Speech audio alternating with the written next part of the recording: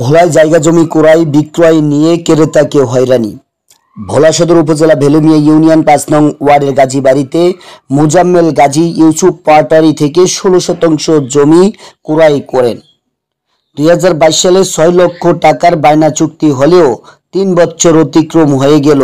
এখন পর্যন্ত ইউসুফ পাটারি মোজাম্মেল গাজীকে জমি রেজিস্ট্রি না দিয়ে বিভিন্ন তালবাহানা শুরু করেন বলে অভিযোগ ওঠে। এই বিষয়ে ভুক্তভোগী মোজাম্মেল গাজীর সাথে কথা বললে তিনি জানান, দীর্ঘ ৩ বছর আগে ইউসুফ পাটারি থেকে ১৬ শতাংশ জমি ক্রয় করি। আমাকে রেকর্ডি জমি বুঝিয়ে না দিয়ে খাস জমি সহ বুঝিয়ে দেওয়ার চেষ্টা করে। তখন আমি সরকারি খাস জমি নিতে অস্বীকার করলে আমাকে জমি দিবে না বলে তালবাহানা করেন। অন্য লোকের কাছে জমি বিক্রি করে দিবে বলে আমাকে হুমকি প্রদান করেন। স্থানীয় আমির মাতব্বরের সাথে কথা বললে তিনি বলেন, এই জমি ক্রয় বিক্রয়ের শুরু থেকেই কথাবার্তার সাথে জড়িত ছিলাম এবং বায়না চুক্তি ও নগদ ৩ লক্ষ টাকা আমার হাত দিয়ে ইউসুফ পাটারিকে দিয়েছি। দীর্ঘদিন ধরে দলিল দিচ্ছি করে এখন পর্যন্ত দিচ্ছে না রেজিস্ট্রি করে।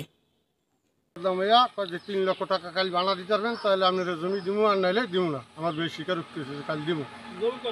জমি নিলে ১৬ শতাংশ। এই করার পরে মসজিদ দোয়া যাওয়ার পর আমি কিছু জামিন মাদ্রাস সব থাকবে, এছাড়া আমি টাকা দেব না। তো এই ওনাকে মোহাম্মদ আলী পাটারি দিয়া পাটারি এই লেখায় টাকাইয়া এর হাত দিয়ে আমি টাকা দিছি। আমাদের জমি ২ মাসের ভিতরে আমার কি দলিল দিয়ে দিবে। এই নেওয়ার পরে আর হিরিয়া কয়ে যে ভাইয়া আমার টাকা দেন। তারপরে ৮০,০০০ টাকা দিছি, ১ লক্ষ টাকা চাইছে। আর ৮০,০০০ টাকা দেওয়ার পরে হিরিয়া আবার এই বালি তুলি মাটি মুড়ি আমার দিয়ে কাটাইছে। কাটায় হিরিয়া কয় ২ লক্ষ টাকা দিন। তখন বলছি আমার দলিল দেন। আমি টাকা দিব, আমার দলিল দেন। আর এই বায়নাপত্রটা এর দিয়ে করাইছি দেখিয়া মসজিদ বেসাইয়া আমি মাদ্রাসায় বেরিয়ে দিয়ে পুরো মাছ ধরি। আর আমার ফোন দিয়েছে আমি ভাই আপনার কী কইছে, তাই এই জমিটা বেচবে, তাই এখন এই জমিটা তো বানাপত্র দিতে হয়। আমি টাকা আছে, টাকা তো নাই, এখন মজ বেচতে হবে, মজ বেচে দিতে হবে। আমি ওপরে কালো ব্যাপারী আছে, হেরে ফোন করে আনিয়াতে 5টা মজ বেচে 3 লক্ষ টাকার নগদ লইছি বাজারে বইয়া। বাজারের মধ্যে বইয়া পাটারি নিয়ে এই 3 লক্ষ টাকা স্টাফ পাটারি কিছু করে করে বানা দিয়ে গেছি। কিছু করে বানা দেওয়ার পরে কিছু সইটই দিয়েছে, সব কিছু দিয়েছে, কইছে 2 মাস পরে দলিল দিবে। 2 মাস পরে দলিল দেওয়ার কথা কয়ে কাগজ নিয়ে গেছে।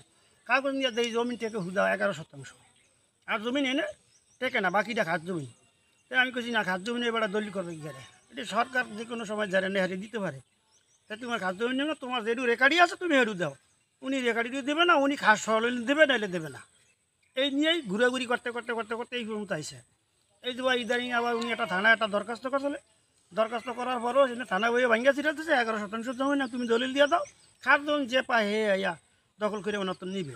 উনি ওই 2 মাস সময় হয়ে গেছে, এখন দেয় না। এখন কিছু হুমকি দেয়, টাকা হিরেই দেবো, বাইতেন ঘর ভাঙ্গে যেতে হইবে।